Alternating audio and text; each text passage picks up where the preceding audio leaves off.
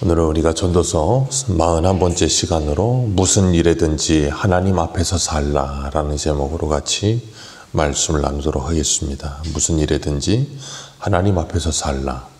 우리가 세상에서 사람들이 지혜롭다 할 때는 그 사람이 세상을 보는 식견이 넓다, 아니면 이 세상에 돌아가는 이치를 깨닫는 사람을 우리가 지혜롭다, 그렇게 이야기합니다.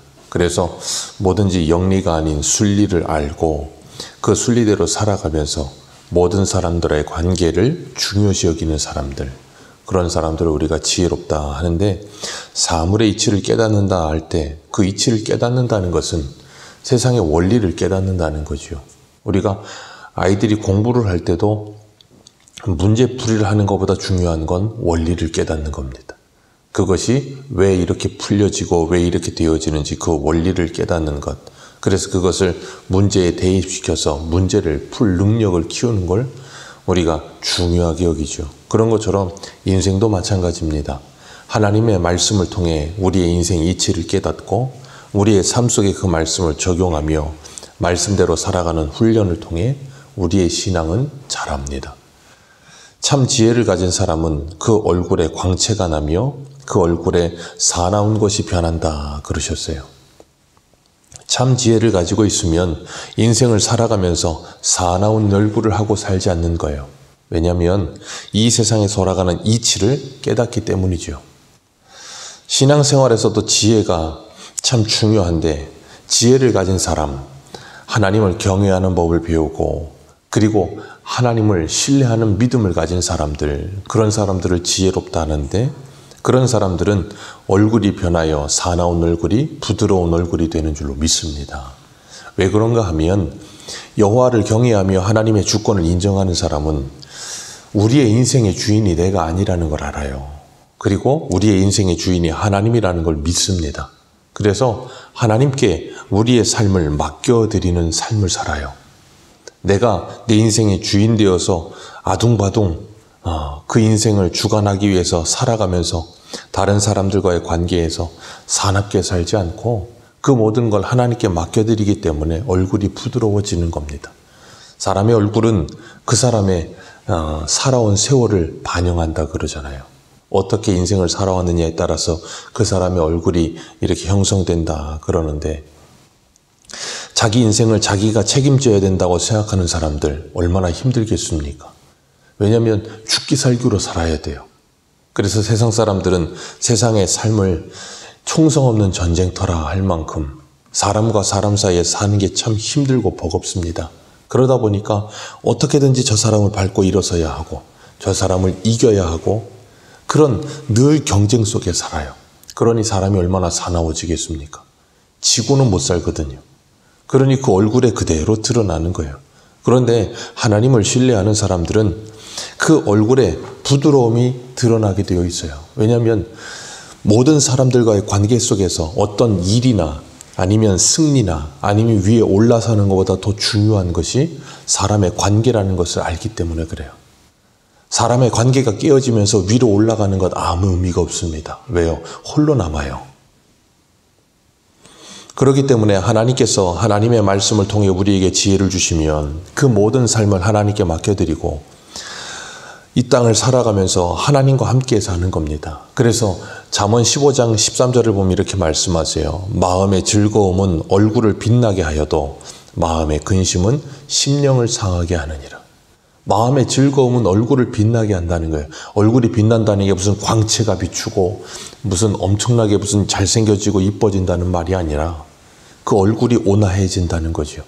그 얼굴이 평안해진다는 거예요. 오늘 본문 2절과 3절을 같이 한번 읽습니다. 2절과 3절입니다. 시작. 내가 권하노라 왕의 명령을 지키라. 이미 하나님께 제하였음이라.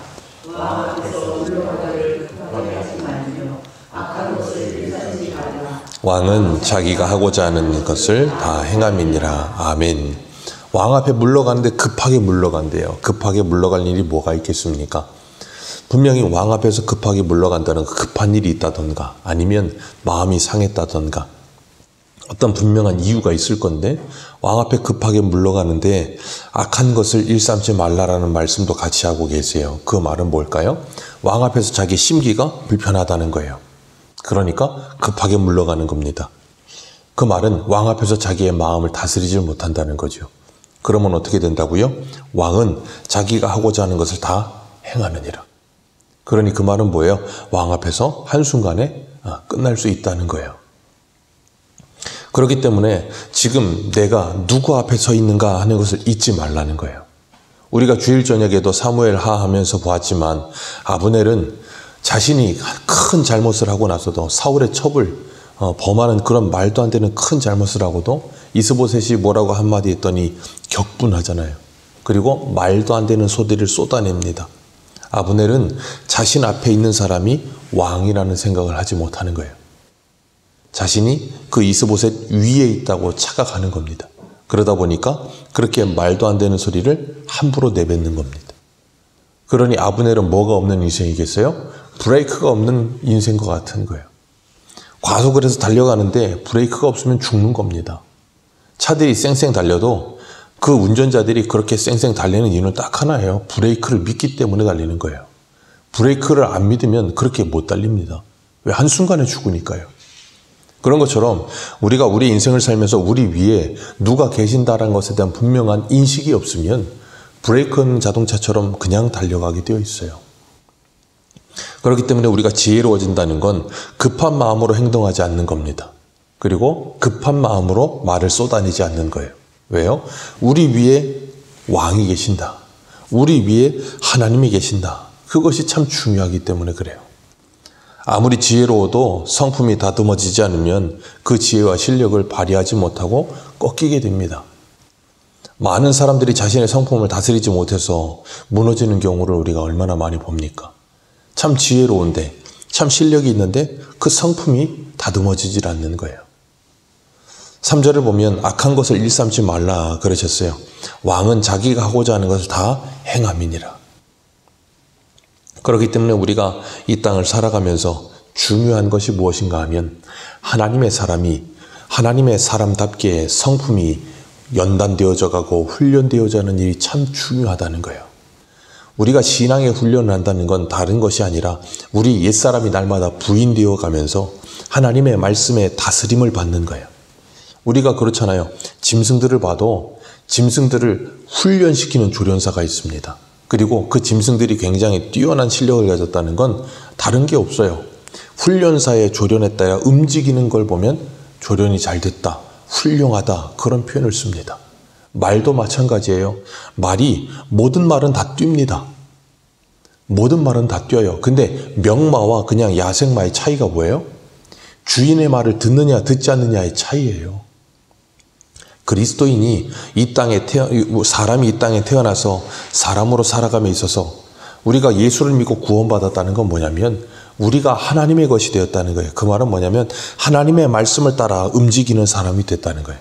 주님이 가라고 하면 가고 주님이 멈춰라 하면 멈추는 삶을 사는 것. 그게 뭐예요? 우리가 그리스도인이 경건의 훈련을 통해 우리의 성품이 연단되어 가는 거예요. 내 본성이, 내 마음이, 내 생각이 저리로 가고 있어도 하나님께서 그냥 거기까지라고 선을 그으시면 거기에서 멈출 수 있는 것. 그게 신앙의 아름다움입니다. 그래서 오늘 4절을 보면 우리 4절 같이 한번 읽어볼까요? 시작. 왕의 말은 권능이 있나니 누가 그에게 이르기를 왕께서 무엇을 하시나이까 할 수 있으랴. 아멘. 왕의 말은 힘이 있습니다. 당연한 일이죠. 고대에는 더 그렇죠. 그러다 보니까 고대에는 왕의 말이 곧 법입니다. 프랑스 루이 14세도 그런 말을 했잖아요. 짐이 곧 국가다. 내가 곧 국가라는 거예요. 우리나라 조선시대의 모든 왕들도 똑같지 않습니까? 나라가 망해도 왕이 살면 된다고. 그럴 만큼 왕은 절대 권력을 가지고 있어요. 그런데 그 왕 앞에서 뭐라 그런다고요? 왕께서 무엇을 하시나이까 할 수 있느냐? 그럴 수 없다는 거예요. 그런 말 했다간 바로 목이 달아납니다. 그렇기 때문에 우리가 왕 앞에서 내가 어떻게 말해야 하고 어떻게 행동해야 되는지를 분명히 알아야 된다는 거예요.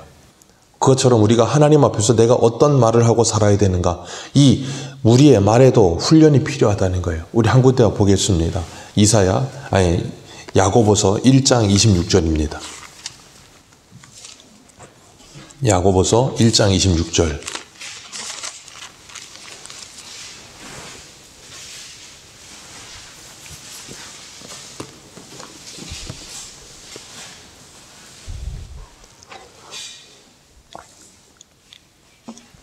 (1장 26절) 같이 읽습니다. 시작.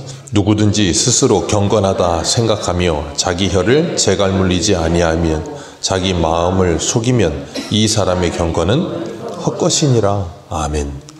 스스로 경건하다 하지만 자기 혀를 재갈 물리지 못하는 사람, 스스로 경건하다 하면서 그 말이 제어되지 않는 사람, 그 사람은 뭐하다고요? 그 사람의 경건은 헛것이니라. 왜요? 경건한 것 같은데 말로 모든 걸 쏟아내거든요. 그래서 야고보서 1장 19절은 뭐라 그래요? 1장 19절 같이 한번 읽습니다. 시작. 내 사랑하는 형제들아, 너희가 알지니 사람마다 듣기는 속히 하고 말하기는 더디하라. 성내기도 더디하라. 사람이 성내는 것이 하나님의 의를 이루지 못하느니라. 아멘. 그렇기 때문에 야고보서도 그렇지만 잠언도 그렇고 전도서도 그렇고 사람의 말에 대해서 너무나도 많이 강조를 합니다. 왜 그런가 하면 사람 관계에 있어서 모든 문제의 거의 대부분 한 95%는 사람의 말 때문에 생겨요. 아마 우리가 말이 없다면 인간관계의 문제가 사라질 겁니다. 그럴 만큼 우리 인간관계의 모든 문제는 말로부터 시작해서 말로 끝나요. 그렇기 때문에 우리가 말함에 있어서 조심해야 하는 겁니다. 내가 누구 앞에서 지금 말하고 있는가. 그래서 우리 속담에도 그러잖아요. 말 한마디가 천냥빚을 갚는다고. 그만큼 말이라고 하는 것은 참 중요합니다. 그 속담이 생겨나기까지 한순간에 속담이 생겼겠습니까? 수많은 세월을 지나오면서 사람들이 말이 얼마나 중요한지를 실제로 경험하다 보니까 그 경험이 축적되어서 속담으로까지 만들어진 거거든요. 그렇기 때문에 이런 말도 있어요. 말이 아다르고 다르다. 참 기가 막히지요. 똑같은 단어고 똑같은 말입니다. 그런데 그 말을 어떻게 사용하느냐에 따라 전혀 다른 뜻이 된다는 거죠. 그렇기 때문에 우리가 말하는 것 또한 훈련이 필요합니다. 옛날에는 그래서 초등학교 들어가면 아이들이 제일 먼저 하는 게 뭐예요? 말하기, 쓰기, 듣기. 요즘은 그렇게 써있지 않지만 옛날 국어책은 그랬어요. 말하기, 쓰기, 듣기. 네, 말은 그냥 입에서 나온다고 다 말이 아니고 그 말하는 법도 배워야 하고 쓰는 법도 배워야 한다는 거예요. 그런데 우리는 말하는 법이 배워지지 않고 훈련되어지지 않는다는 거예요. 그런데 주님은 뭐라 그러세요? 그 입에 재갈을 물리라. 마치 말이나 소가 그 재갈을 물려서 주인이 그걸 줄을 끌기만 하면 그 소 전체가, 말 전체가 움직여지는 것처럼 입에 재갈을 물려서 우리의 인생이 움직여져야 된다는 거예요. 그래서 그 사람이 경건해진다는 건 곧 뭐가 경건해진다는 거냐면 그 사람의 말이, 언어 생활이 변한다는 거예요. 그래서 에베소서 4장 29절에 이렇게 말해요. 무릇 더러운 말은 너희 입 밖에도 내지 말고 오직 덕을 세우는 데 소용되는 대로 선한 말을 하여 듣는 자들에게 은혜를 끼치게 하라. 그게 우리의 언어 생활이어야 한다는 거예요. 우리가 예수를 믿고 구원받는다는 건 단순히 구원받아 천국 간다는 게 아니라 구원받은 우리가 이 땅에서 그리스도인답게 그리스도를 아는 것과 믿는 것이 하나 되 그리스도의 장성한 분량에 이르도록 자라가는 그 신앙의 삶이 있어야 되는 거예요. 그 신앙의 삶을 통해 하나님은 우리가 아름다운 하나님의 사람으로 변화되어져 가기를 원하신다는 거예요. 오늘 5절 말씀을 보면 본문 5절에 이렇게 말해요. 명령을 지키는 자는 불행을 알지 못하리라. 지혜자의 마음은 때와 판단을 분별하나니. 명령을 지키는 자 불행을 알지 못하리라. 당연하지요. 주인의 말을 지키는데 불행할 일이 무엇이 있겠습니까? 주인의 칭찬만이 있겠죠. 그리고 때와 판단을 분별할 줄 안다. 그렇게 말씀하세요. 때와 판단을 분별한다는 건 전도서 3장에 말하는 것처럼 범사에 기한이 있고 천하만사가 다 때가 있느니라 하는 그 말씀처럼 모든 것에 때가 있어요. 그것을 분별할 줄 아는 사람. 그래서 때를 따라서 잘 처신할 수 있는 사람, 그 사람이 뭐라고요? 지혜로운 사람이라는 거예요. 그래서 같은 말도 해야 할 때가 있고 하지 말아야 할 때가 있고 다른 사람의 집에 찾아간다 할지라도 그 시간과 때에 맞춰 적절한 타이밍에 찾아가야 된다는 거죠. 그래서 이 때를 안다. 그리고 분별할 줄 안다는 것, 그것이 지혜로운 것이라 그렇게 말씀하시면서 7절에 이렇게 말씀하세요. 7절 같이 읽겠습니다. 시작.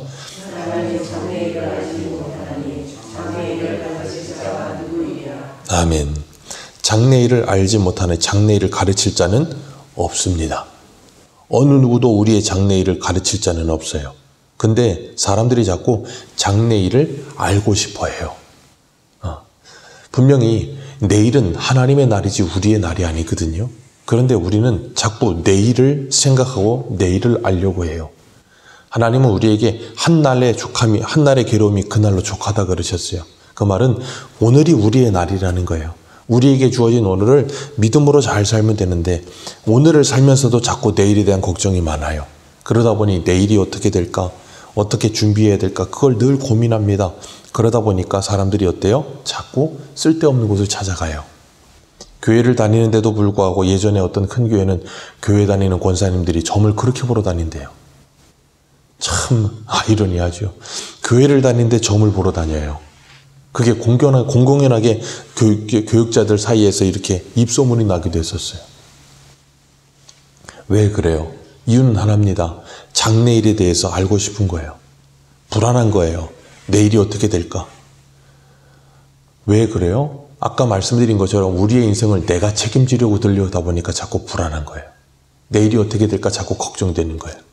그러니까 어때요? 사람이 사나워지는 거예요. 그 얼굴이 사나워지는 겁니다. 그런데 그 모든 것이 하나님께서 주관하고 계신다는 걸 정말로 믿는다면 우리는 뭐 하겠어요? 점을 보러 가는 게 아니라 하나님께 기도하겠죠. 하나님께 그 모든 일을 맡겨드리겠죠. 그리고 하나님께서 그 모든 것을 선하신 하나님께서 모든 것을 합력하여 선을 이루신다는 걸 정말로 믿고 그걸 정말로 믿을 때 그 하나님께서 나를 이끌어 가시면 어디로 이끌어 가시든 그것이 하나님의 뜻인 줄 알고 거기에서 감사하며 믿음으로 사는 거예요. 요셉을 보십시오. 보디발의 집에 끌려가도 거기서 뭐합니까? 믿음으로 삽니다. 거기서 모함을 받아 감옥에 가도 뭐합니까? 거기서 믿음으로 삽니다. 얼마나 억울하겠어요. 자기 생각에는 크게 잘못한 게 없는 것 같은데 그런데도 불구하고 그런 일을 당해요. 하나님이 함께 하시는 형통함을 누린다고 하는데도 그런 일을 당합니다. 그런데도 불구하고 거기서 뭐예요? 믿음으로 살아요. 그게 그리스도인이거든요. 근데 사람들은 자꾸 그런 일을 당하고 싶지 않은 거예요. 내게는 좋은 일만 생기고 넓은 길만 열리고 편리하고 편안한 길만 있었으면 좋겠는 거예요. 고생은 없었으면 좋겠고 고난은 없었으면 좋겠고 힘든 일은 없었으면 좋겠고 그래도 우리는 기도할 때마다 뭐라 그래요? 하나님 그런 일은 다 없애주시고. 그럼 우리는 언제 훈련됩니까? 사울이 있어야 다윗이 훈련이 되는 것인데 하나님은 우리가 생각지 않는 방법으로 우리가 원치 않는 방법으로 우리를 훈련시키십니다.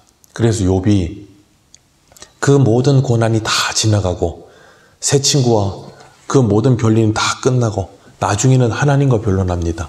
하나님께서 내가 이 모든 걸 만들 때 너 어디 있었느냐 그러면서 시작하셔가지고 천지 만물이 이 천하만상이 만들어지는 그 모든 것 같은데 하나님께서 일하셨는데 너는 뭐 하고 있었느냐 그러면서 그 말씀하니까 욥이 아무 말도 할 게 없는 거예요.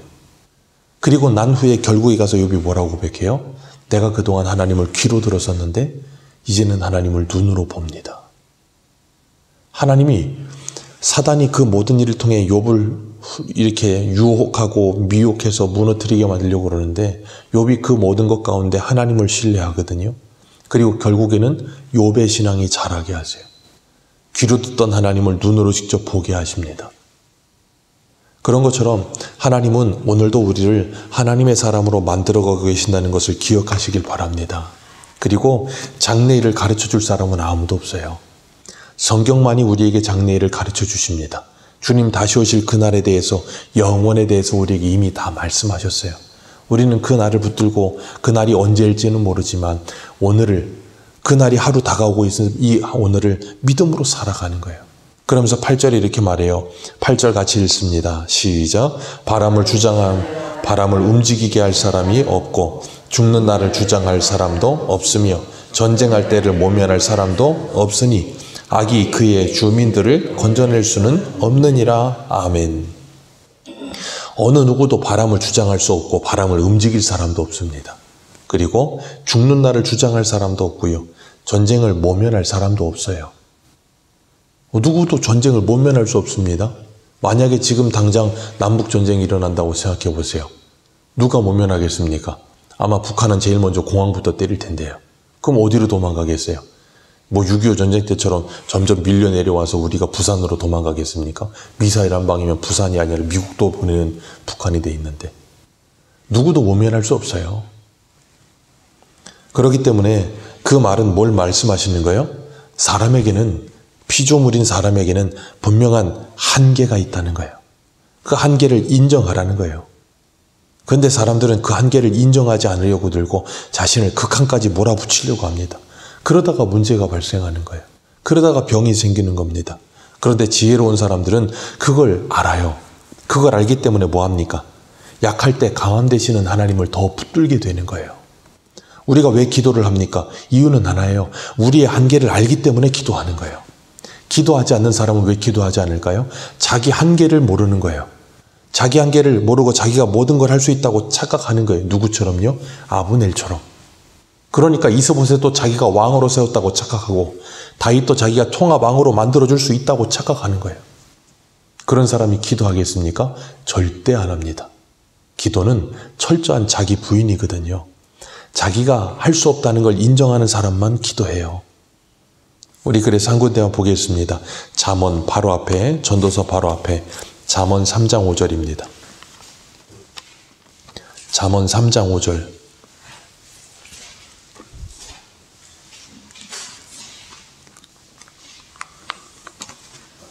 잠언 3장 5절에서 7절입니다. 같이 읽겠습니다. 시작. 너는 마음을 다하여 여호와를 신뢰하고 내 명철을 의지하지 말라. 너는 범사의 그를 인정하라. 그리하면 내 길을 치도하시리라. 스스로 지혜롭게 여기지 말지어다. 아멘. 마음을 다하여 여호와를 신뢰하며 명철을 의지하지 말아라. 명철하다 할지라도 지혜롭다 할지라도 그걸 의지하지 말라는 거예요. 왜요? 그 명철과 지혜는 분명한 한계가 있거든요. 그리고 뭐 하라고요? 하나님을 신뢰하라.